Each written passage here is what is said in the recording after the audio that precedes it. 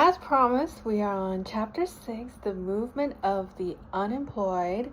I was unable to live stream, so here is a recorded version of Chapter 6 from Street Politics by Asif Bayat.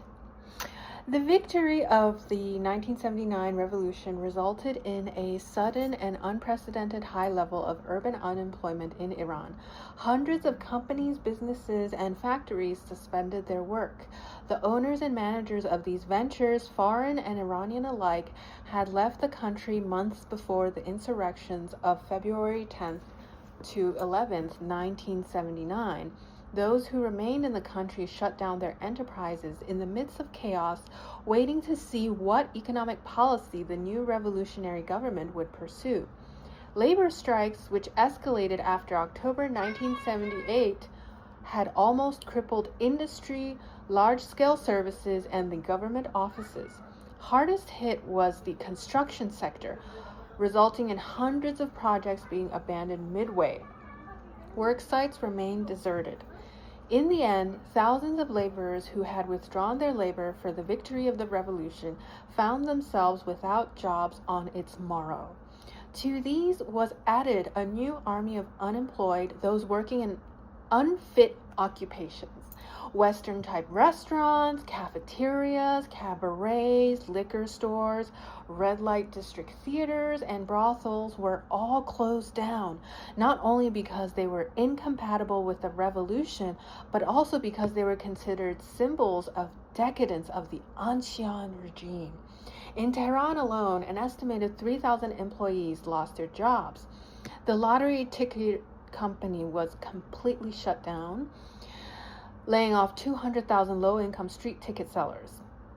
The entry of about 150,000 high school graduates, diplômés, gradually added a new weight to the army of the jobless.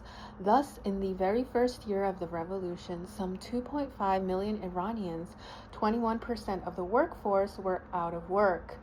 About 55% of the jobless, according to an official survey of Tehran unemployed, were laid off owing to closures. 10% were casual laborers who left their jobs because of low income and hardship.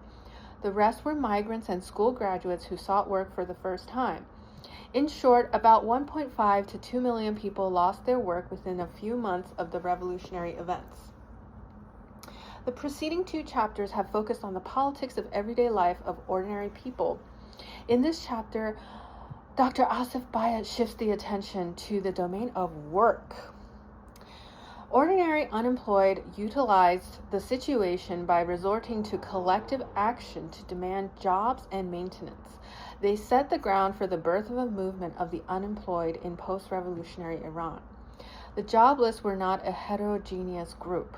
While factory workers and high school graduates played the leading role, the articulation of different interests at the extraordinary conditions brought many poor, unemployed laborers and rural migrants into an audible and collective street politics. Posters and photos from this time are so energizing. You can feel motivation merely by looking at them.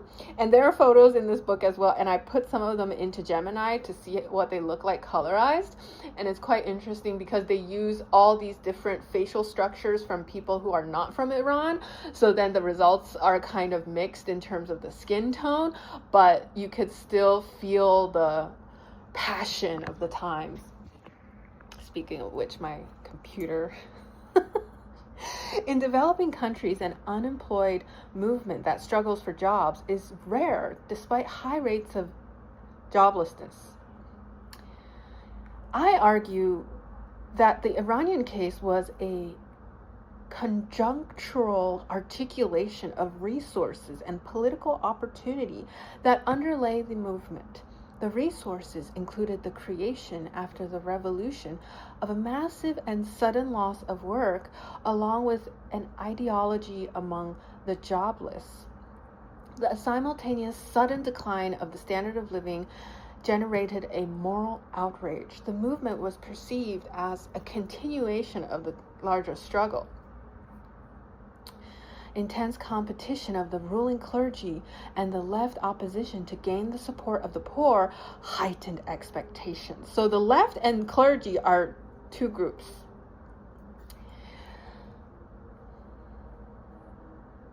The onset. Some 3 months prior to the victory of the revolution, over 13,000 seasonal or project workers in the city of Abadan, a large oil port in the south, were made redundant when their companies ceased operations. The workers had lost their jobs, but they considered their situation insignificant compared to the struggles around them. Even those who had maintained their jobs were on strike.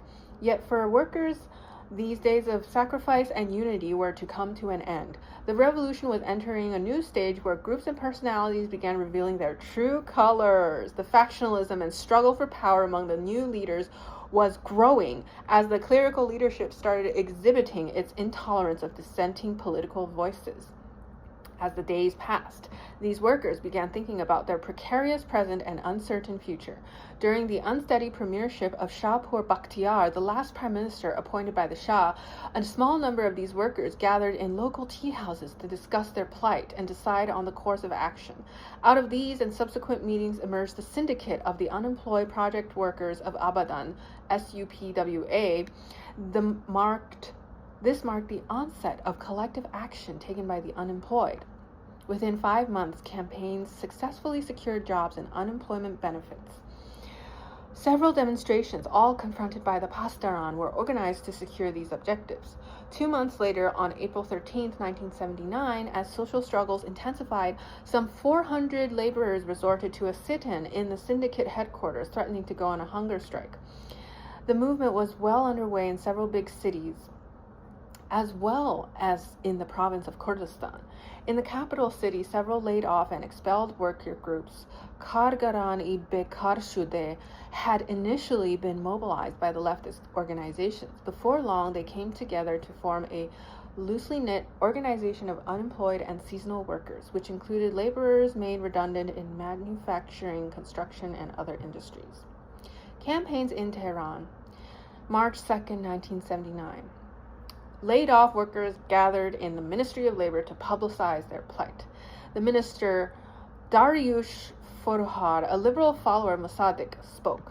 Disappointed with his response, and due to their small number, the workers ended their protest action by reading a resolution calling for job creation, a meeting place for a syndicate organization, a 40-hour work week, and unemployment benefits.